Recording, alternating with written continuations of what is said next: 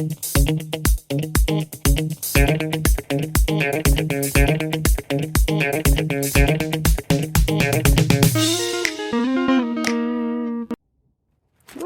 hi.